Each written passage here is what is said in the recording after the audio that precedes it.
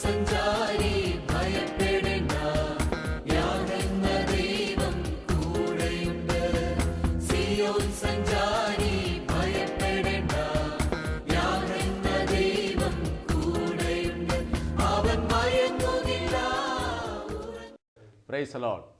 കർത്താവിൻ്റെ പരിശുദ്ധ നാമത്തിന് മഹത്വമുണ്ടാകട്ടെ. അനുഗ്രഹിയുടെ സമയത്തിനായിട്ട് ദൈവത്തെ സ്തുതിക്കുന്നു. സിയോനെ ഉണരുക ഈ പ്രോഗ്രാമിലേക്ക് നിങ്ങളെ ഹാർദവമായി സ്വാഗതം ചെയ്യുന്നു. വെളിപ്പാട് പുസ്തകം 4-ാം അധ്യായം 1-ാമത്തെ വാക്യം. അനന്തരം സ്വർഗത്തിൽ ഒരു വാതിൽ തുറന്നിരിക്കുന്നത് ഞാൻ കണ്ടു. കാഹളനാദം പോലെ എന്നോട് സംസാരിച്ച ആ ശബ്ദം എന്നോട്, ഇവിടെ കയറി വരിക, മേലാൽ സംഭവിപ്പാനുള്ളത് കാണിച്ചു തരാം. ഭൂമിയിൽ മേലാൽ സംഭവിപ്പാനുള്ള ഏറ്റവും പ്രധാനപ്പെട്ട കാര്യം നമ്മുടെ കർത്താവായ യേശുക്രിസ്തുവിൻ്റെ മടങ്ങിവരവാണ്. കർത്താവായ യേശുക്രിസ്തുവിൻ്റെ മടങ്ങിവരവ് ഏറ്റവും ആസന്നമായിരിക്കുന്ന കാലഘട്ടത്തിലാണ് നമ്മൾ ജീവിക്കുന്നത്. കർത്താവിൻ്റെ മടങ്ങിവരവും അനന്തര സംഭവങ്ങളും എന്നുള്ള വിഷയമാണ് ഈ ചാർട്ട് ആസ്പദമാക്കി നമ്മൾ ഇന്ന് പകൽക്കാലം ചിന്തിപ്പാനായിട്ട് പോകുന്നത്. ദൈവത്തിൻ്റെ വചനത്തിൽ 260 അധ്യായമുള്ള പുതിയ നിയമത്തിൽ 318 പ്രാവശ്യം പറഞ്ഞിരിക്കുന്നു നമ്മുടെ കർത്താവായ യേശുക്രിസ്തു മടങ്ങി വരും. കർത്താവിൻ്റെ മടങ്ങിവരവാണ് ഇനി ഏറ്റവും പ്രധാനപ്പെട്ട സഭ ഒരുങ്ങുന്ന, ലോകമൊരുങ്ങുന്ന, ഇസ്രയേൽ ഒരുങ്ങുന്ന, പ്രപഞ്ചം ഒരുങ്ങുന്ന ഏറ്റവും പ്രധാനപ്പെട്ട കാര്യം കർത്താവിൻ്റെ മടങ്ങിവരവാണ്. കർത്താവിൻ്റെ മടങ്ങിവരവിനെ പറ്റി 4 തെളിവുകൾ ദൈവവചനത്തിൽ നമുക്ക് കാണുവാനായിട്ട് കഴിയും. സെഖരിയാ പ്രവാചകന്റെ പുസ്തകം 14-ാമത്തെ അധ്യായം 2 മുതൽ താഴേക്കുള്ള വാക്യങ്ങൾ വായിക്കുമ്പോൾ 1-ാമത്തെ തെളിവ്, പ്രവാചകൻ പറഞ്ഞ തെളിവ് നമുക്ക് കാണുവാനായിട്ട് കഴിയും. അന്നാളിൽ അവൻ്റെ കാൽ യെരുശലേമിൽ നിൽക്കും. 2-ാമത്തെ തെളിവ് ദൂതന്മാർ നൽകുന്ന തെളിവാണ്. അപ്പോസ്തലപ്രവൃത്തിയുടെ പുസ്തകം 1-ാമത്തെ അധ്യായം 11-ാമത്തെ വാക്യം, ഗലീല പുരുഷന്മാരെ, നിങ്ങൾ ആകാശത്തേക്ക് നോക്കി നിൽക്കുന്നത് എന്ത്? നിങ്ങളെ വിട്ട് സ്വർഗാരോഹണം ചെയ്ത കർത്താവായ യേശു പോയതുപോലെ മടങ്ങി വരും. 3-ാമത്തെ തെളിവ് അപ്പോസ്തലന്മാർ നൽകുന്ന തെളിവാണ്. 1 യോഹന്നാൻ 3-ന്റെ 2-ാമത്തെ വാക്യം, നാം ഇതുവരെ കർത്താവിനെ കണ്ടിട്ടില്ല, എന്നാൽ അവൻ പ്രത്യക്ഷനാകുമ്പോൾ താൻ ഇരിക്കുന്ന പോലെ നാം അവനെ കാണും. തെസ്സലോനിക്ക ലേഖനത്തിൽ പൗലോസ് പറയുന്നു, കർത്താവ് താൻ ഗംഭീരനാദത്തോടും പ്രധാന ദൈവദൂതന്റെ ശബ്ദത്തോടും ദൈവത്തിൻ്റെ കാഹളത്തോടും മധ്യാകാശത്തിൽ വരികയും. 1 തെസ്സലോനിക്കർ 4-10 മുതൽ 17 വരെയുള്ള വാക്യങ്ങൾ. ഒടുവിലായി നമ്മുടെ കർത്താവായ യേശുക്രിസ്തു തന്നെ പറഞ്ഞു, യോഹന്നാൻ 14-1-2 വാക്യങ്ങൾ, നിങ്ങളുടെ ഹൃദയം കലങ്ങിപ്പോകരുത്, ദൈവത്തിൽ വിശ്വസിപ്പിൻ, എന്നിലും വിശ്വസിപ്പിൻ. എൻ്റെ പിതാവിൻ്റെ ഭവനത്തിൽ അനേകം വാസസ്ഥലങ്ങളുണ്ട്. ഞാൻ നിങ്ങൾക്ക് വേണ്ടി ഭവനമൊരുക്കുവാനായിട്ട് പോകുന്നു. ഞാൻ പോയി ഭവനമൊരുക്കിയാൽ പിന്നെയും വന്ന് നിങ്ങളെ എൻ്റെ അടുക്കൽ ചേർത്തുകൊള്ളും. 1 തെളിവ്, 2 തെളിവ്, 3 തെളിവ്, 4 തെളിവ്.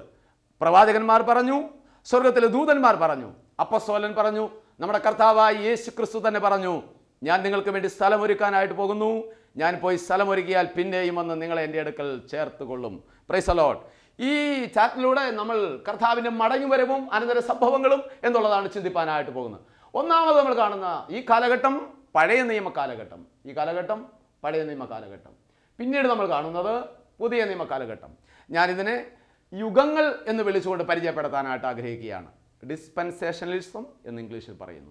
ആദ്യത്തെ യുഗം നിഷ്പാപയുഗം. നിഷ്പാപയുഗത്തിൽ ജീവിച്ചത് ആദമും ഹവ്വയും മാത്രമാണെന്ന് ദൈവവചനത്തിൽ നമുക്ക് കാണുവാനായിട്ട് കഴിയും. നിഷ്പാപയുഗം. 2-ാമത്തെ യുഗം മനസാക്ഷി യുഗം. മനസാക്ഷി യുഗത്തിൽ ആദം മുതൽ ഇങ്ങോട്ടുള്ള സന്തതി പരമ്പരകൾ ജീവിപ്പാനായിട്ടിടയായി. മനസാക്ഷിയിലൂടെ ദൈവം ഇടപെട്ടു. നമുക്കറിയാം എന്താണ് മനസാക്ഷി. അന്നും ഇന്നും എന്നും വർക്ക് ചെയ്യുന്ന മനസാക്ഷിയുണ്ട്. ഒരു കടുവ ഒരു മനുഷ്യനെ പിടിച്ചു നിന്നാൽ 24 മണിക്കൂർ കിടന്നുറങ്ങും, ഒരു കുഴപ്പമില്ല. എന്നാൽ ഒരു മനുഷ്യനെ കൊന്നാൽ അവൻ്റെ കണ്ണിൻ്റെ നിറം മാറും, അവൻ്റെ മുഖത്തിൻ്റെ സ്വഭാവം മാറും, അവൻ ഉറക്കം നഷ്ടപ്പെടും. കാരണം അവൻ്റെ മനസാക്ഷി അവനെ കുറ്റപ്പെടുത്താനായി തുടങ്ങും. മനസാക്ഷിയിലൂടെ ഇടപെടുന്നു. 2-ാമത്തെ യുഗത്തിൽ ദൈവം മനസാക്ഷിയിലൂടെ ഇടപെട്ടു. മെഥൂശലഹ്, ഇയ്യോബ്, ഹാനോക്ക്, അനേക ഭക്തന്മാരിലൂടെ ദൈവം മനസാക്ഷിയിലൂടെ ഇടപെട്ടു. മനസാക്ഷിയിൽ ഒരു സത്യദൈവം ഉണ്ടെന്ന് അവർക്ക് വെളിപ്പെട്ടു വന്ന സത്യദൈവത്തെ അവർ ആരാധിച്ചു. ആ ദൈവമായിട്ടുള്ള വ്യക്തിപരമായ ബന്ധത്തിൽ അവർ ജീവിച്ചു. മനസാക്ഷി യുഗം മുമ്പോട്ട് പോയി, കാലചക്രം മുമ്പോട്ട് പിരിഞ്ഞു. മനസാക്ഷി യുഗത്തിൻ്റെ ഒടുവിൽ ദൈവം വാഗ്ദാനം കൊടുത്തു. ഉൽപ്പത്തി പുസ്തകം 12-ാം അധ്യായം 1-ാമത്തെ വാക്യത്തിൽ നമുക്കത് കാണുവാനായിട്ട് കഴിയും. ദൈവം വാഗ്ദാനം കൊടുത്ത് അബ്രഹാമിനെ വിളിച്ചു. അബ്രഹാം മുതൽ ആരംഭിച്ച യുഗമാണ് വാഗ്ദത്ത യുഗം. ഉൽപ്പത്തി പുസ്തകത്തിൽ ദൈവം അബ്രഹാമിനെ വിളിച്ചുകൊണ്ട് വാഗ്ദാനങ്ങൾ നൽകിക്കൊണ്ട് 3-ാമത്തെ യുഗം ആരംഭിച്ചു എന്ന് ദൈവത്തിൻ്റെ വചനത്തിൽ നമുക്ക് കാണുവാനായിട്ട് കഴിയും. ഉൽപ്പത്തി 12, ഉൽപ്പത്തി 17, ഉൽപ്പത്തി പുസ്തകം 22-ാം അധ്യായം ദൈവത്തിൻ്റെ വചനത്തിൽ വാഗ്ദാനങ്ങളിലൂടെ തൻ്റെ ഭക്തനെ വിളിച്ച് വേർതിരിച്ച് തലമുറകളെ മുമ്പോട്ട് അനുഗ്രഹിക്കുകയും വളർത്തുകയും ചെയ്യുന്ന കാലഘട്ടം ദൈവവചനത്തിൽ നമുക്ക് പരിചയപ്പെടാം. വാഗ്ദാന യുഗം അവസാനിച്ചപ്പോൾ വീണ്ടും കാലചക്രം മുമ്പോട്ട് തിരിഞ്ഞു. പ്രത്യക്ഷപ്പെട്ട യുഗമാണ് ന്യായപ്രമാണ യുഗം. മോശ മുതൽ ന്യായപ്രമാണ യുഗം ആരംഭിച്ചു. 614 നിയമങ്ങളും 10 കൽപ്പനകളുമായി സാമൂഹിക നിയമങ്ങൾ, രാഷ്ട്രീയ നിയമങ്ങൾ, ആരാധനാ നിയമങ്ങൾ 614 നിയമങ്ങളുമായി ന്യായപ്രമാണത്തെ ദൈവം കൊടുത്തു. മോശ മുതൽ ഇങ്ങോട്ട് ന്യായപ്രമാണത്തിലൂടെ, ന്യായപ്രമാണ യുഗത്തിലൂടെ ദൈവം ഇടപെടുവാനായിട്ട് തുടങ്ങി. നിങ്ങൾ ശ്രദ്ധിക്കുന്നുണ്ടല്ലോ. ദൈവത് വാക്യങ്ങൾ കുറിക്കുക, നോട്ട്സ് കുറിച്ചു വെക്കുക, ദൈവവചനം തുറന്ന് പിന്നെയും ആഴമായി ദൈവത്തിൻ്റെ വചനം പഠിക്കുക.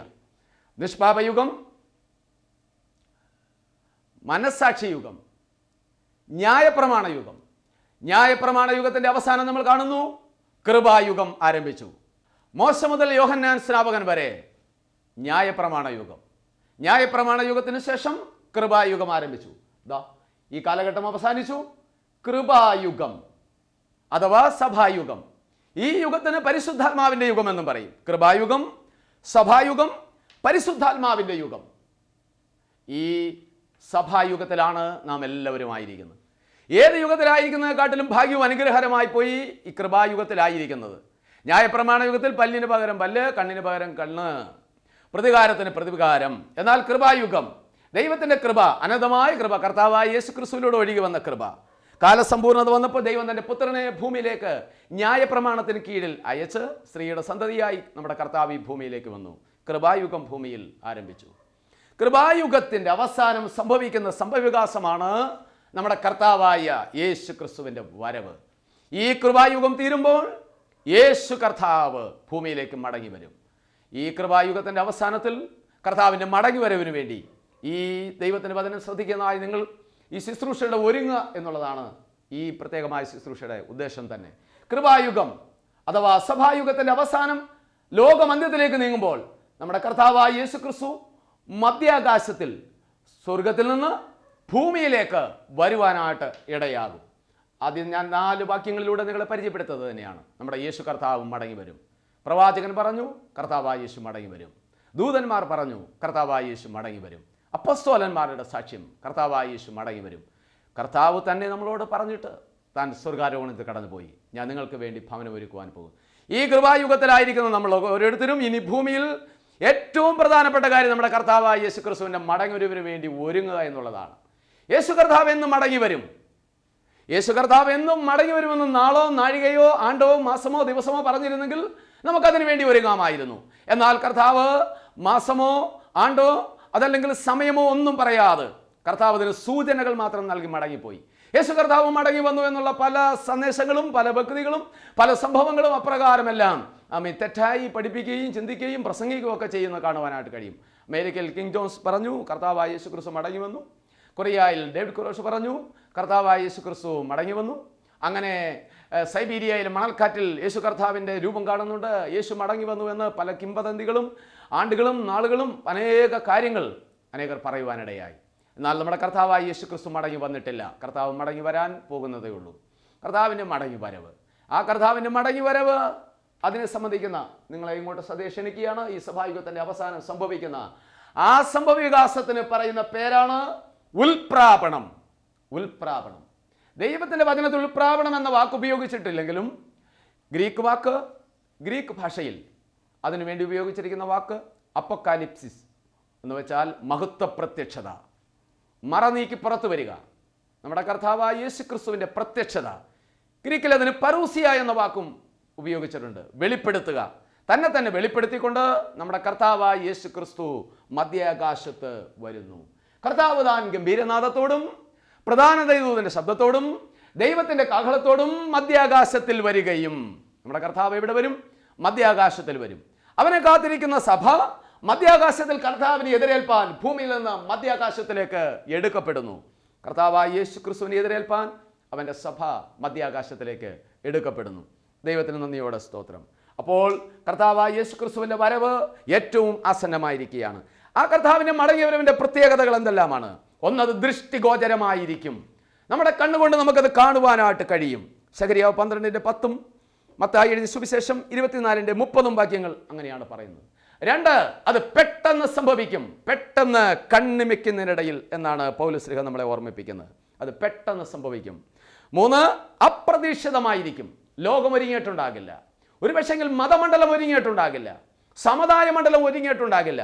അപ്രതീക്ഷിതമായി സംഭവിക്കും. അതിന് 2 തലങ്ങളുണ്ട് എന്നുള്ളതാണ് അതിൻ്റെ 4ാമത്തെ കാര്യം. ദൈവനാമത്തിന് മഹത്വം ഉണ്ടാകട്ടെ. 2 തലങ്ങളുണ്ടാകും. അത് പിന്നീട് നമ്മൾ ചിന്തിക്കുന്നതാണ്. നമ്മുടെ കർത്താവായ യേശു ക്രിസ്തു ഒന്ന് മധ്യാകാശത്തിൽ വരുന്നു. ആ 2ാമത്തെ തലത്തിൽ അവൻ ഭൂമിയിലേക്ക് ആളത്വമായി ഇറങ്ങി വരുന്നു. കർത്താവിൻ്റെ മധ്യാകാശത്തിലെ വരവിനെ പറ്റിയാണ് നമ്മൾ ചിന്തിച്ചുകൊണ്ടിരിക്കുന്നത്. എന്തിനു വേണ്ടിയാണ് കർത്താവായ യേശു ക്രിസ്തു മധ്യാകാശത്തിൽ കടന്നു വരുന്നത്? കർത്താവായ യേശു ക്രിസ്തുവിൻ്റെ മധ്യാകാശത്തിലെ വരവ്, കർത്താവായ യേശു ക്രിസ്തുവിനെ കാത്തിരിക്കുന്ന സഭ ഭൂമിയിൽ നിന്ന് സ്വർഗത്തിലേക്ക് മധ്യാകാശത്തിലേക്ക് എടുക്കപ്പെടും. കർത്താവ് താൻ ഗംഭീരനാദത്തോടും പ്രധാന ദൈവദൂതന്റെ ശബ്ദത്തോടും ദൈവത്തിന്റെ കാഹളത്തോടും മധ്യാകാശത്തിൽ വരുമ്പോൾ ഭൂമിയിൽ കാത്തിരിക്കുന്ന സഭ മധ്യാകാശത്തിലേക്ക് എടുക്കപ്പെടും. Praise the lord. ആമേൻ. കാത്തിരിക്കുന്നവർ എടുക്കപ്പെടും. ആ എടുക്കപ്പെടുന്ന 2 ഘട്ടങ്ങളുണ്ട്. ഒന്ന്, മരിച്ച കല്ലറകളിൽ അടക്കപ്പെട്ട് കിടക്കുന്നവർ പുനരുത്ഥാനം പ്രാപിക്കും. ജീവനോടിരിക്കുന്നവർ രൂപാന്തരം പ്രാപിക്കും. 1 പുനരുത്ഥാനം, 2 രൂപാന്തരം. അങ്ങനെ രൂപാന്തരം പ്രാപിച്ച് പുനരുത്ഥാനം പ്രാപിച്ച് ഈ ഭൂമിയിൽ എടുക്കപ്പെട്ട് മധ്യാകാശത്തിൽ നാം കർത്താവിനെ കാണും. Price the Lord. അതാണ് സഭയുടെ പ്രത്യാശ, ജനകോടികളുടെ പ്രത്യാശ. അതാണ് ജനകോടികളായിരിക്കുന്ന വിശുദ്ധന്മാർ എല്ലാ കാലഘട്ടത്തിലും എല്ലാ നേരത്തും നോക്കി പാർത്തിരിക്കുന്നത് നമ്മുടെ കർത്താവിൻ്റെ മധ്യാകാശത്തിലെ മടങ്ങി വരവനാണ്. അതുകൊണ്ട് വിശുദ്ധന്മാർ തമ്മിൽ കാണുമ്പോൾ പണ്ട് പറഞ്ഞിരുന്നു, മാറാനാഥ, യേശു വരുന്നു. ഷമായിം കോൺഫറൻസ്, മധ്യാകാശത്തിലെ സമ്മേളനം. നമ്മൾ കർത്താവായ യേശു ക്രിസ്തുവിനെ മധ്യാകാശത്തിൽ കണ്ടെത്തും. ദൈവത്തിന് നന്ദിയോടെ സ്തോത്രം. പക്ഷെങ്കിൽ പറയട്ടെ ദൈവമക്കളെ, അവനെ കാത്തിരിക്കുന്നവർ മാത്രമേ അവന്റെ ശബ്ദം കേൾക്കത്തുള്ളൂ. അവനെ കാത്തിരിക്കുന്ന വിശുദ്ധന്മാർ മാത്രമേ ഈ മടങ്ങി വരവിൽ അവനോടുകൂടെ എടുക്കപ്പെടത്തുള്ളൂ. അല്ലാത്തവർക്ക് ഈ മടങ്ങി വരവിൽ അവനോടുകൂടെ പങ്കില്ല. എന്തിനു വേണ്ടിയാണ് നമ്മുടെ കർത്താവായ യേശു ക്രിസ്തു വരുന്നത്? ചിന്തിച്ചാട്ടെ, നിങ്ങൾക്ക് കുറിച്ചെടുക്കാം. 1, തനിക്കുള്ളവരെ തന്നോട് ചേർപ്പാൻ നമ്മുടെ കർത്താവായ യേശു ക്രിസ്തു വരുന്നു. തനിക്കുള്ളവരെ തന്നോട് ചേർത്ത് തൻ്റെ അരികിൽ ഇരുത്തേണ്ടതിന് നമ്മുടെ കർത്താവായ യേശു ക്രിസ്തു വരുന്നു. യോഹന്നാൻ 17:24, യോഹന്നാൻ 12:3 വാക്യം. 2, നമ്മുടെ താഴ്ചയുള്ള ശരീരത്തെ തൻ്റെ മഹത്വമുള്ള ശരീരത്തോട് അനുരൂപപ്പെടുത്തുവാൻ നമ്മുടെ കർത്താവായ യേശു ക്രിസ്തു വരുന്നു. ഫിലിപ്പിയർ 3:20-21 വാക്യങ്ങൾ. ഇന്ന് നമ്മുടെ ശരീരം താഴ്ചയുള്ള ശരീരമാണ്. ഇന്ന് നമ്മുടെ ശരീരം രോഗമുള്ള ശരീരമാണ്. പലവിധമായ ഡിസബിലിറ്റികൾ, പലവിധമായ കുറവുകൾ നമ്മുടെ ശരീരങ്ങൾക്കുണ്ട്. അതുകൊണ്ട് അനേക കുഞ്ഞുങ്ങൾക്ക് ശാരീരികമായ വൈകല്യങ്ങൾ, അനേകർ ജന്മന ശാരീരികമായ വൈകല്യത്താൽ ജനിക്കുന്നു.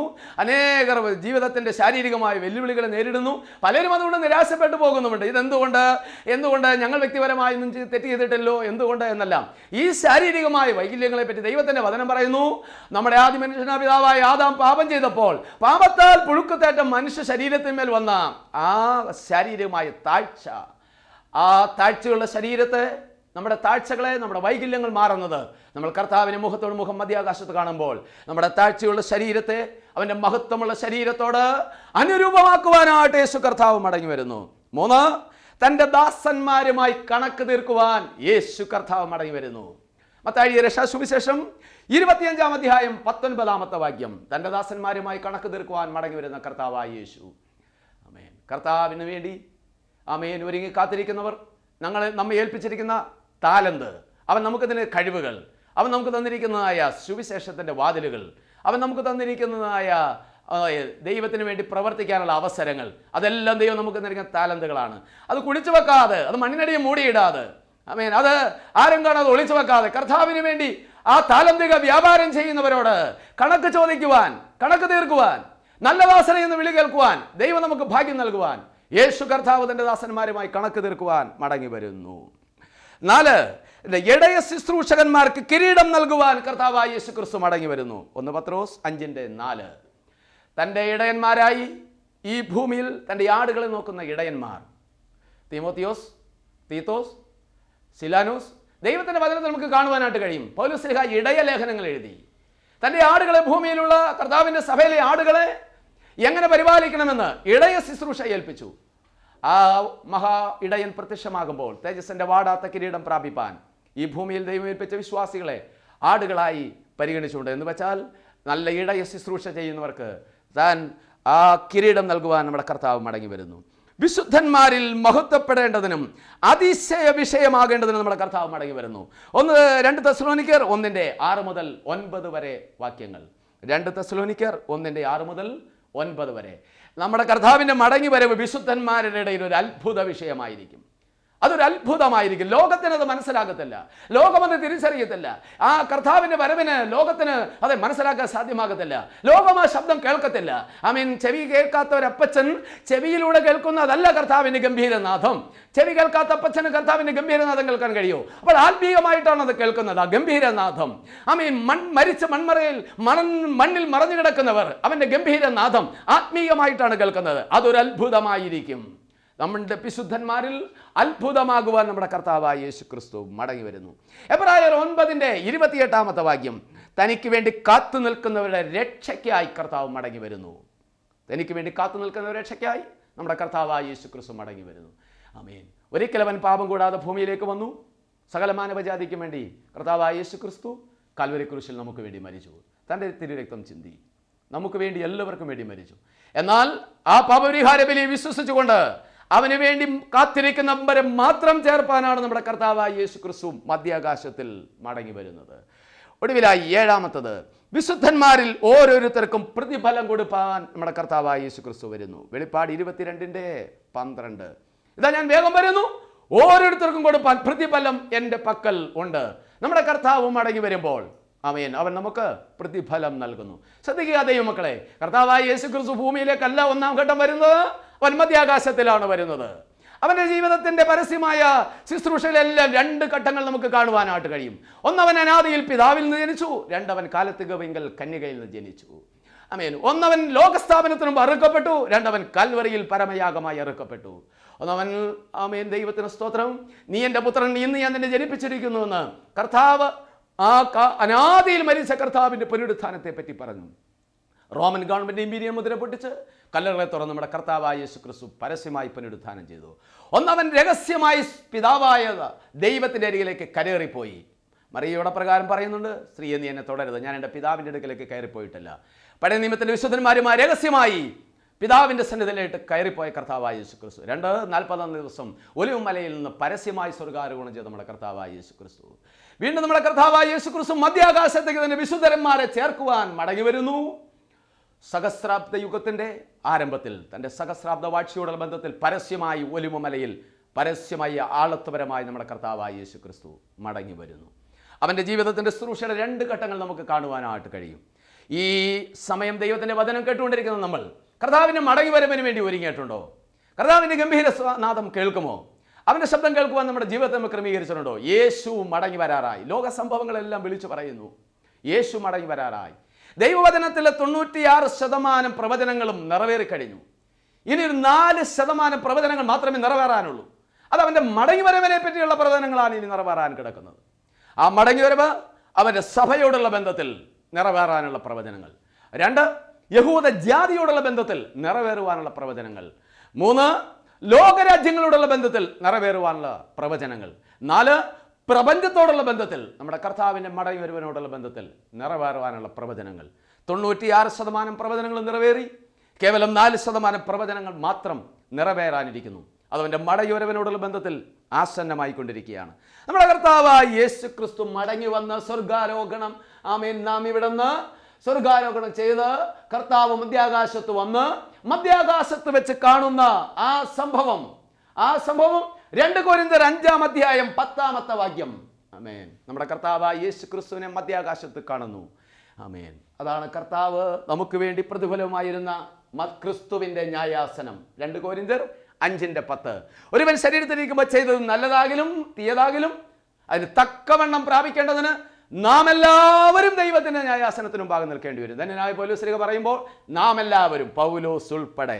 അതിൻ്റെ അർത്ഥം അത് ഏതെങ്കിലും ശിക്ഷ വാങ്ങിക്കാനുള്ള കൂടിവരവല്ല, ശിക്ഷ വാങ്ങിക്കാനുള്ള ന്യായാസനമല്ല. നാം എല്ലാവരും പ്രതിഫലം വാങ്ങിപ്പാനായിട്ട് കർത്താവായ യേശു ക്രിസ്തുവിൻ്റെ ന്യായാസനത്തിന് മുമ്പാകെ നിൽക്കേണ്ടി വരും. അവൻ്റെ മടവേറയിൽ അവൻ്റെ ഭക്തന്മാർ അവനെ മുഖാമുഖം കണ്ട് പേർ വിളിച്ച് ഓരോരുത്തരുടെ പ്രവൃത്തിക്ക് തക്കവണ്ണം പ്രതിഫലം കൊടുക്കുന്ന ആ വലിയ സംഭവം മധ്യാകാശത്ത് വെച്ച് നടക്കുന്നു. ഷമായിം കോൺഫറൻസ്, മധ്യാകാശത്തിലെ കൂടിവരവ്. നമുക്കന്നാണ് പ്രതിഫലം ലഭിക്കുന്നത്. ഇവിടെ കഷ്ടപ്പെട്ടതിന്, കർത്താവിൻ്റെ വേല ചെയ്തതിന്, ഓടിയതിന്, അധ്വാനിച്ചതിന്, അപമാനം സഹിച്ചതിന്, അവൻ്റെ നാമത്തിന് വേണ്ടി സഹിച്ചതിന് പേർ വിളിച്ച് കർത്താവ് നമുക്ക് പ്രതിഫലം നൽകുന്ന അനുഗ്രഹകരമായ സമയം. ആ ന്യായാസനത്തിന് ഗ്രീക്ക് ഭാഷയിൽ പുതിയ നിയമത്തിലെ ബൈബിളിൽ പറയുന്ന വാക്ക് ബേമ എന്നാണ് വിളിക്കുന്നത്. ബേമ വിശദീകരിക്കാം. പഴയകാലത്ത് ഗ്രീക്ക് സാമ്രാജ്യത്തിൽ ഒളിമ്പിക്സ് തുടങ്ങിയ കാലഘട്ടത്തിൽ ജേതാവിനെ കയറ്റി നിർത്തുന്ന വിക്ടറി സ്റ്റാൻഡാണ് ബേമ. ഗ്രീക്ക് വാക്കാണ്. പൗലോസ് വാക്ക് കടമെടുത്തിട്ടാണ് പറയുന്നത്. എന്ന് വെച്ചാൽ ജയിച്ചു വരുന്ന ജേതാവ് കയറി നിൽക്കുന്നതായ വിക്ടറി സ്റ്റാൻഡ്, 1ാം സ്ഥാനം, 2ാം സ്ഥാനം, 3ാം സ്ഥാനം, ബേമ. ആ വാക്ക് കടമെടുത്തുകൊണ്ടാണ് പൗലോസ് ശ്ലീഹ പറയുന്നത്, നാം എല്ലാവരും ആ ബേമായിൽ നിൽക്കുവാനിടയാകും. എന്ന് വെച്ചാൽ നമ്മുടെ ഈ ഭൂമിയിലെ ഓട്ടം ഓടി ശുശ്രൂഷ തികച്ച് കർത്താവിന് വേണ്ടി വിശുദ്ധിയോടുകൂടെ ജീവിച്ച് കർത്താവിന് വേണ്ടി നോക്കി പാർത്ത് അവന്റെ വരവിനായി കാത്തിരിക്കുന്ന ശുശ്രൂഷ ചെയ്യുന്ന തന്റെ ഭക്തന്മാരെ മധ്യാകാശത്ത് വിളിച്ച് തന്റെ വിക്ടറി സ്റ്റാൻഡിൽ ആ പ്രതിഫലം നൽകുവാൻ ബേമായിൽ നിർത്തി പ്രതിഫലം നൽകുന്ന ദിവസം. എൻ്റെ വാക്കുകളെ ശ്രദ്ധിക്കുന്ന, ദൈവത്തിനെ ശ്രദ്ധിക്കുന്ന പ്രിയമുള്ളവരെ, നാം കർത്താവിന് വേണ്ടി ഓടുന്നുണ്ടോ? കർത്താവിന് വേണ്ടി ഒരു വിശുദ്ധ ജീവിതം നമുക്കുണ്ടോ? രക്ഷിക്കപ്പെടുവാൻ, മാനസാന്തരപ്പെട്ട് യേശുവിനെ രക്ഷിതാവും കർത്താവുമായി സ്വീകരിപ്പാൻ, വിശുദ്ധ ജീവിതം നയിപ്പാൻ, ആത്മാവിലെ സത്യത്തിലും ആരാധിപ്പാൻ, കർത്താവിൻ്റെ സാക്ഷികളായി ജീവിപ്പാൻ, ദൈവം നമുക്ക് നൽകുന്ന ആയുസ്സിൽ കർത്താവിനോട് ഓടുവാൻ നമുക്ക് സാധിക്കുന്നുണ്ടോ? നാം അവൻ്റെ മടങ്ങിവരവനായി ഒരുങ്ങുന്നുണ്ടോ? Praise the lord. കർത്താവ് ഈ വചനങ്ങൾക്ക് നിങ്ങളുടെ ഉള്ളിൽ പ്രത്യാശ നൽകട്ടെ. ക്രിസ്തീയ സഭയുടെ പ്രത്യാശ മടങ്ങിവരവാണ്. കർത്താവ് മടങ്ങി വരുന്നില്ലെങ്കിൽ നമുക്കൊരു പ്രത്യാശയില്ല. യേശു മടങ്ങി വന്ന് നമ്മുടെ കണ്ണുനീർ തുടച്ച് പ്രതിഫലം നൽകുന്നതാണ് ദൈവജനത്തിൻ്റെ പ്രത്യാശ. അതിനെ ലക്ഷ്യം വെച്ചുകൊണ്ടാണ് ജനകോടികൾ ജീവിക്കുന്നത്, വിശുദ്ധന്മാർ ജീവിക്കുന്നത്. ആയിരങ്ങൾ പതിനായിരങ്ങൾ കർത്താവിന് വേണ്ടി രക്തസാക്ഷിയായി മരിച്ചത് യേശുവിന് മടങ്ങി വരെയുള്ള പ്രത്യാശ കൊണ്ടാണ്. നമ്മുടെ ഉള്ളിൽ ആ പ്രത്യാശയും കർത്താവിന് വേണ്ടിയുള്ള ഓട്ടവും ഉണ്ടോ? ആ മധ്യാകാശത്തിൽ അവനെ കാണുമോ? അവനെ കാത്തിരിക്കുന്നവർ കാണും. കർത്താവിന് നന്ദിയോടെ സ്തോത്രം. Price the Lord. കർത്താവിൻ്റെ മടങ്ങി വരവിൻ്റെ അടയാളങ്ങൾ ദൈവത്തിൻ്റെ വചനം വ്യക്തമായിട്ട് പറയുന്നു. ദൈവമക്കളെ, ഞാൻ ആദ്യം പറഞ്ഞല്ലോ, ആണ്ടോ മാസമോ നാഴികയോ പറഞ്ഞായിരുന്നു നമുക്കെല്ലാം ഡേറ്റ് നോക്കി കൃത്യമായിട്ട് മാനസാന്തരപ്പെട്ട് ഒരുങ്ങാമായിരുന്നല്ലോ. എന്നാൽ തൻ്റെ അനുയായികൾ അപ്രകാരം ആണ്ടോ മാസമോ നോക്കി ആമീൻ മാനസാന്തരപ്പെട്ട് ഒരുങ്ങാനല്ല ദൈവം ആഗ്രഹിച്ചത്. എല്ലാ തലമുറയിലും എല്ലാ കാലത്തും ദൈവത്തിന് വേണ്ടി ആമീൻ ഒരുങ്ങുവാൻ വേണ്ടി, കർത്താവിന് വേണ്ടി ഒരുങ്ങുവാൻ വേണ്ടിയാണ് കർത്താവ് അപ്രകാരം ക്രമീകരിച്ചത്. കർത്താവിൻ്റെ വചനത്തിൽ 2ാം വരവിൻ്റെ അടയാളങ്ങൾ, സ്വർഗത്തിലെ അടയാളങ്ങൾ, ലൂക്കോസിന്റെ സുവിശേഷം 21-ാം അധ്യായം 25-ാമത്തെ വാക്യം. ഭൂമിയിലെ അടയാളങ്ങൾ, മത്തായിയുടെ സുവിശേഷം 24-ാമത്തെ അധ്യായം. ദാനിയേൽ പ്രവാചകന്റെ പുസ്തകം 2-ാം അധ്യായം 7-2 അധ്യായങ്ങൾ. ലൂക്കോസിന്റെ സുവിശേഷം 21-ാം അധ്യായം. ദയവേത് കുറിച്ചാട്ട് നിങ്ങൾ വിശദമായിട്ട് വായിക്കണം. ഈ ശുശ്രൂഷയിലൂടെ വീണ്ടും ഇതിനെപ്പറ്റി വിശദമായിട്ട് നമ്മൾ ദൈവത്തിൻ്റെ വചനത്തിൽ നിന്ന് വീണ്ടും അത് ചിന്തിക്കുന്നതാണ്. നമ്മുടെ കർത്താവിൻ്റെ മടങ്ങുവരവിന് വേണ്ടി ദൈവത്തിൻ്റെ വചനത്തിൽ പറയുന്ന അടയാളങ്ങൾ, സൈനുകൾ എന്നാണ് ദൈവവചനത്തിൽ മറ്റു രീതിയിൽ കാണുന്നത്. അവൻ്റെ അടയാളം, വരവിനായുള്ള അടയാളങ്ങൾ നമ്മൾ കണ്ടു തുടങ്ങി. ഭൂമി ഒരുങ്ങുന്നു അടയാളം, ഇസ്രായേൽ ഒരുങ്ങുന്നു അടയാളം, സഭ ഒരുങ്ങുന്നു അടയാളം, ലോകരാജ്യങ്ങൾ ഒരുങ്ങുന്ന അടയാളം, ആകാശമണ്ഡലങ്ങളിൽ നക്ഷത്രമണ്ഡലങ്ങളിൽ അടയാളങ്ങൾ. കർത്താവിൻ്റെ മടങ്ങിവരവിൻ്റെ അടയാളങ്ങൾ കണ്ടു തുടങ്ങി. ദൈവത്തിൻ്റെ വചനം തുറക്കണം കേട്ടോ, വായിക്കണം, വായിച്ചാട്ട്. കർത്താവിൻ്റെ മടങ്ങിവരവിൻ്റെ ഭാഗങ്ങൾ നിങ്ങൾ വായിക്കുകയും ധ്യാനിക്കുകയും ചെയ്യുമ്പോൾ നമ്മുടെ പ്രത്യാശ വർദ്ധിക്കും. ആമേൻ. നമ്മുടെ ജീവിതത്തിൽ കർത്താവിൻ്റെ മടങ്ങിവരവ് യാഥാർത്ഥ്യമായി തീരും. വിശ്വാസത്യാഗികൾ പറയുന്നു, അവൻ്റെ പ്രത്യക്ഷയുടെ ആമേൻ ലക്ഷണങ്ങൾ എവിടെ കർത്താവ് മടങ്ങി വരാത്തത് എന്ത്? എന്നാൽ താമസിക്കുകയില്ല, ഇനിയും വരുവാനുള്ളവൻ അല്പസമയത്തിനുള്ളിൽ മടങ്ങി വരും. ദൈവത്തിന് നന്ദിയോടെ സ്തോത്രം. കർത്താവ് നമ്മളെ അതിനായിട്ട് ഒരുക്കട്ടെ. ഒരു വലിയ കൂട്ടം ആളുകൾ കർത്താവിൻ്റെ മടങ്ങി വരവിനെ പ്രതീക്ഷിക്കുന്നില്ല. ആമീൻ. ഒരു വലിയ കൂട്ടം ആളുകൾ ആമീൻ കേവലം ഒരു ചരിത്ര പുരുഷനായി മാത്രം കടന്നു വന്ന് ഭൂമിയിൽ വിപ്ലവം നയിച്ച് ആമീൻ കുറേ സാമൂഹ്യ മാറ്റങ്ങൾ മാത്രം വരുത്തി കടന്നുപോയ കേവലം ഒരു ആമീൻ വിപ്ലവ നേതാവ് മാത്രമാണ്. നമ്മുടെ കർത്താവായ യേശു ക്രിസ്തു അപ്രകാരമുള്ള ഒരു വ്യക്തിയല്ല. ചരിത്രത്തെ വിഭാഗിച്ച് ഭൂമിയിലേക്ക് ഇറങ്ങി വന്ന് ഭൂമിയിൽ പാപത്തിൻ്റെ പരിഹാരം വരുത്തി ആമീൻ കർത്താവിനെ കാത്തിരിക്കുന്ന ദൈവജനത്തെ ചേർക്കാൻ വീണ്ടും വരെ നമ്മുടെ കർത്താവായ യേശു ക്രിസ്തു. ഈ സമയം ഈ ദൈവത്തിൻ്റെ വചനം ശ്രദ്ധിച്ചുകൊണ്ടിരിക്കുന്ന നിങ്ങളുടെ ഉള്ളിലേക്ക് ഈ ദൈവത്തിൻ്റെ വചനം ആഴമായി പതിയുവാൻ, കർത്താവിൻ്റെ മടങ്ങിവരവിന് വേണ്ടി ഒരുങ്ങുവാൻ, കൈവിടപ്പെട്ടു പോകുന്നവരുടെ കൂട്ടത്തിലല്ല, തള്ളപ്പെട്ടു പോകുന്നവരുടെ കൂട്ടത്തിലല്ല. ദൈവത്തിന് സ്തോത്രം. ആമേൻ. ചേർക്കപ്പെടുന്നവരുടെ കൂട്ടത്തിലാകുവാൻ തക്കവണ്ണം ദൈവം നമ്മളെ സഹായിക്കട്ടെ. വലിയൊരു കൈവിടൽ സംഭവിക്കും. വലിയൊരു കൂട്ടം ആളുകൾ നഷ്ടപ്പെട്ടു പോകും. വലിയൊരു കൂട്ടം ആളുകൾ കൈവിടപ്പെട്ടു പോകും. ചുരുക്കം ആളുകൾ മാത്രമേ അവൻ്റെ ശബ്ദം കേൾക്കത്തുള്ളൂ. അതുകൊണ്ട് കൈവിടപ്പെട്ടു പോകുന്ന 10,000 ജനകോടികളുടെ ഇടയിൽ പെട്ടുപോകാനല്ല, ആമേൻ, അവനോട് ചേരുന്നവരുടെ കൂട്ടത്തിൽ ചേരുവാൻ ദൈവം നമ്മളെ ഒരുക്കുവാൻ വേണ്ടി ദൈവത്തിൻ്റെ വചനം നമ്മുടെ ഹൃദയത്തിൽ പതിയട്ടെ. ദൈവത്തിൻ്റെ വചനം ധ്യാനിപ്പാൻ നമ്മെ സഹായിക്കട്ടെ. ആമേൻ. ഇന്ന് പകൽക്കാലം ഈ ദൈവത്തിൻ്റെ വചനം കേൾക്കുന്നവർ നമ്മൾ ഒരുങ്ങിയിട്ടില്ല എങ്കിൽ ഒരുങ്ങണം. സഹോദര, ഭൂമിയിൽ BSc പാസ്സാകാതെ MSc പാസ്സാകാൻ സാധ്യമാകത്തില്ല. പ്രീ ഡിഗ്രി പാസ്സാകാതെ ഡിഗ്രി എടുക്കാൻ കഴിയത്തില്ല. അവൻ്റെ ഒന്നാമത്തെ വരവിനായി ഒരുങ്ങാത്തവർ, അവൻ്റെ ഒന്നാമത്തെ വരവിനെ സ്വീകരിക്കാത്തവർ, ഈ ഭൂമിയിലേക്ക് വന്ന് പാപത്തിന്റെ പരിഹാരത്തിന് കാൽവരിയിൽ മരിച്ച പാപമോചനം എന്ന രക്ഷകനായ യേശുവിനെ ജീവിതത്തിൽ ഒന്നാമത്തെ വരവിനെ സ്വീകരിക്കാത്തവർക്ക് രണ്ടാമത്തെ വരവിൽ പങ്കില്ല. ഒന്നാമത്തെ വരവിൽ ആ വരവിനെ സ്വീകരിച്ചേറ്റ് പറയുന്നവർക്കാണ് കർത്താവിൻ്റെ രണ്ടാമത്തെ വരവിൽ പങ്ക്. ആമേൻ. ഈ പകൽക്കാലം ദൈവത്തിനെ ശ്രദ്ധിക്കുമ്പോൾ നാം അവൻ്റെ വരവിൽ കർത്താവിനോട് എടുക്കപ്പെടണമെങ്കിൽ ഒന്നാമത്തെ വരവിനെ നമ്മൾ ഏറ്റുപറയണം. ദാവീദിൻ്റെ സന്തതിയായി ജനിച്ച് മരിച്ചിട്ട് ഉയർത്തെഴുന്നേറ്റ നമ്മുടെ കർത്താവായ യേശു ക്രിസ്തു, മാനവജാതിയുടെ പാപത്തിന് പരിഹാരമായി കാൽവരിയിൽ മരിച്ച കർത്താവായ യേശു ക്രിസ്തു. ആമേൻ. നമുക്ക് വേണ്ടി രക്തം ചിന്തി മരിച്ച യേശു കർത്താവ്. ഈ ദൈവവചനം കേട്ടുകൊണ്ടിരിക്കുന്ന നിങ്ങളൊരു രക്ഷിക്കപ്പെട്ട വ്യക്തിയല്ല എങ്കിൽ, കർത്താവിൻ്റെ പാപപരിഹാര ബലിയിൽ വിശ്വസിക്കാൻ കഴിയാത്ത വ്യക്തിയാണെങ്കിൽ, ഈ ദൈവവചനം കേട്ടുകൊണ്ടിരിക്കുമ്പോൾ തന്നെ ഈ ഭൂമിയിലേക്ക് ചരിത്രത്തെ ഭാഗിച്ചിറങ്ങി വന്ന് കാൽവരിയിൽ നമുക്ക് വേണ്ടി മരിച്ച് തൻ്റെ തിരുരക്തം ഒഴുക്കി നമ്മെ സ്നേഹിച്ച ആ നല്ല ഇടനായ കർത്താവായ യേശു ക്രിസ്തുവിനെ വ്യക്തിപരമായി ഹൃദയത്തിൽ സ്വീകരിപ്പാൻ, വ്യക്തിപരമായി ഹൃദയത്തിൽ സ്വീകരിക്കുവാൻ, എൻ്റെ പാപത്തിന് വേണ്ടി കർത്താവ് നീ കാൽവരിയിൽ മരിച്ചു, അങ്ങയുടെ തിരുരക്തം ഒഴുക്കി, അങ്ങയുടെ രക്തം എൻ്റെ പാപത്തിന് മതിയായതാണെന്ന് ഞാൻ വിശ്വസിക്കുന്നു, അങ്ങയുടെ രക്തത്താൽ എന്നെ ശുദ്ധീകരിക്കണമേ, എൻ്റെ പാപത്തെ ക്ഷമിക്കണമേ. കർത്താവിൻ്റെ ക്രൂശിൻ്റെ ചുവട്ടിലേക്ക് ചിരിച്ചുകൊണ്ടല്ല വരേണ്ടത്. തെറ്റിദ്ധരിക്കരുത്. കർത്താവിൻ്റെ ക്രൂശിൻ്റെ ചുവട്ടിൽ പാപത്തെ ഓർത്ത് കരയുന്ന വ്യക്തിയാണ് കർത്താവിന് ആവശ്യം. നമ്മുടെ പാപത്തെ ഓർത്ത് കരയുവാൻ, പാപത്തെ ഏറ്റുപറയാൻ. പാപമില്ല എന്ന് ലോകം പറയും, ഇതൊക്കെ സാധാരണ രീതിയാണെന്ന് ലോകം പറയും, ഇതൊക്കെ തമാശയാണെന്ന് ലോകം പറയും. പാപമുണ്ട്, പാപത്തിന് പരിഹാരം വരുത്തിയവൻ ഒരേ ഒരു വ്യക്തി യേശു കർത്താവ് മാത്രമാണ്. ആ പാപമുണ്ടെന്ന് തിരിച്ചറിഞ്ഞ് നമ്മുടെ പാപത്തെ കർത്താവായ യേശു ക്രിസ്തുവിൻ്റെ രക്തത്താൽ കഴുകപ്പെട്ട് ദൈവമക്കളായി ജീവിപ്പാൻ ദൈവമായ കർത്താവ് സഹായിക്കട്ടെ. നമുക്ക് ഈ ശുശ്രൂഷ അവസാന ഭാഗത്തേക്ക് കടന്നു വരും. നമുക്ക് പ്രാർത്ഥിക്കാനായിട്ട് നിങ്ങളെ ആഹ്വാനം ചെയ്യുകയാണ്. നമ്മൾ ചിന്തിച്ചു തുടങ്ങിയത്, ഇവിടെ കയറി വരിക മേലാൽ സംഭവിപ്പാനുള്ളത് കാണിച്ചു തരാം. മേലാൽ സംഭവിപ്പാനുള്ളത് നമ്മുടെ കർത്താവായ യേശു ക്രിസ്തുവിൻ്റെ മടങ്ങി വരവ്. അവൻ്റെ വരവിനായി ഒരുങ്ങാത്തവർ ഈ ദൈവശബ്ദം കേട്ടുകൊണ്ടിരിക്കുമ്പോൾ ഒരുങ്ങുവാൻ ഒരിക്കൽ കൂടെ ആഹ്വാനം ചെയ്യുന്നു. കൈവിടപ്പെട്ട് വരുന്നവരുടെ കൂട്ടത്തിലല്ല, ചേർക്കപ്പെടുന്നവരുടെ കൂട്ടത്തിലാകുവാൻ ഒരു നിമിഷം പ്രാർത്ഥിക്കാം. കണ്ണുകളെ അടയ്ക്കാം. ഞങ്ങളുടെ കരുണയുള്ള ദൈവമേ, സ്നേഹമുള്ള ഞങ്ങളുടെ നല്ല പിതാവേ, അനുഗ്രഹിക്കപ്പെട്ടതായ സമയത്തിനായി സ്തോത്രം. എൻ്റെ വാക്കുകളെ ഈ ശുശ്രൂഷയെ കേട്ടുകൊണ്ടിരിക്കുന്ന എല്ലാവരെയും അങ്ങയുടെ കരങ്ങളിൽ ഏൽപ്പിച്ച് പ്രാർത്ഥിക്കുന്നു. വേദപുസ്തകത്തിൽ, തിരുവചനത്തിൽ ദൈവമേ, അങ്ങയുടെ വരവിനെപ്പറ്റി പറഞ്ഞിരിക്കുന്ന അടയാളങ്ങൾ ഭൂമിയിൽ താമസമെന്നെ സംഭവിക്കാൻ പോകുന്നു. നിൻ്റെ വരവിന് വേണ്ടി ലോകരാജ്യങ്ങൾ ഒരുങ്ങുന്നു, നിൻ്റെ വരവിന് വേണ്ടി യഹൂദജാതി ഒരുങ്ങുന്നു, നിൻ്റെ വരവിന് വേണ്ടി പ്രപഞ്ചം ഒരുങ്ങുന്നു. നിൻ്റെ വരവിന് വേണ്ടി ഒരുങ്ങാത്തവർ ആരെങ്കിലും വിദേശത്തും കേൾക്കുന്നെങ്കിൽ ഈ സമയം തങ്ങളുടെ ജീവിതം കർത്താവിൻ്റെ കരങ്ങളിൽ ഏൽപ്പിച്ചു കൊടുത്തുകൊണ്ട് അവൻ്റെ വരവിന് വേണ്ടി ഒരുങ്ങുവാൻ ദൈവമായ കർത്താവ് സഹായിക്കണമെന്ന് പ്രാർത്ഥിക്കുകയാണ്. അവരുടെ പാപങ്ങൾ ക്ഷമിക്കണമേ, അങ്ങയുടെ തിരുരക്തത്താൽ കഴുകണമേ. ഈ പ്രാർത്ഥിക്കുന്ന സമയം തന്നെ നിങ്ങളുടെ ജീവിതത്തിൽ കർത്താവിനെ ക്ഷണിച്ചാട്ടെ. കർത്താവെ, ഞാനൊരു പാപിയാണ്, എന്നെ സ്വീകരിക്കണമേ, അങ്ങയുടെ തിരുരക്തത്താൽ എന്നെ കഴുകണമേ, എൻ്റെ ഹൃദയത്തിലേക്ക് വരണമേ. ആമേൻ. ഞാൻ ഒന്നും അറിയാതെ കർത്താവിൻ്റെ മടങ്ങിവരവിനെ പറ്റി ചിന്തയില്ലാതെ കേവലം ഒരു നാമധേയനായി ജീവിച്ചു പോയി, അതല്ലെങ്കിൽ ഞാൻ സുവിശേഷത്തിന് അന്യപ്പെട്ടു ജീവിച്ചു പോയി. എന്നെ കൈവിടല്ലേ. തള്ളപ്പെട്ടവർ പോകുന്നവരുടെ കൂട്ടത്തിലാകാതെ നിന്നോട് ചേരുവാൻ കർത്താവ് സഹായിക്കണമേ. ഈ ശുശ്രൂഷ കേട്ടുകൊണ്ടിരിക്കുന്ന ആരെങ്കിലും തങ്ങളുടെ ജീവിതത്തിൽ യേശുവിനെ കർത്താവ് നിശ്ചിതമായി സ്വീകരിച്ചുകൊണ്ട് അവൻ തിരുരക്തത്താൽ കഴുകപ്പെടുവാൻ തങ്ങളെ തന്നെ താഴ്ത്തി സമർപ്പിച്ച് സമാധാനത്തിന് വേണ്ടി, രക്ഷയ്ക്ക് വേണ്ടി ആഗ്രഹിക്കുകയും നിലവിളിക്കുകയും ചെയ്യുന്ന കർത്താവെ, അവരാരെയും കൈവിടല്ലേ. കർത്താവ് ചേർക്കണമേ, തിരുരക്തത്താൽ കഴുകണമേ, മഹത്വം അങ്ങെടുക്കണമേ. പൊടിയോളം താഴ്ത്തുന്നു, യേശു കർത്താവിൻ്റെ നാമത്തിൽ പ്രാർത്ഥിക്കുന്നു. കൃപയുടെ കേൾക്കണം നല്ല പിതാവേ, ആമേൻ. ഈ ശുശ്രൂഷ നിങ്ങൾക്ക് അനുഗ്രഹമായിരുന്നെങ്കിൽ നിങ്ങൾ വിളിക്കുക. കർത്താവ് നിങ്ങളെ അനുഗ്രഹിക്കട്ടെ. വീണ്ടും നമുക്ക് അടുത്ത എപ്പിസോഡിൽ വീണ്ടും നമുക്ക് ഒരുമിച്ച് കാണാം. Price the Lord.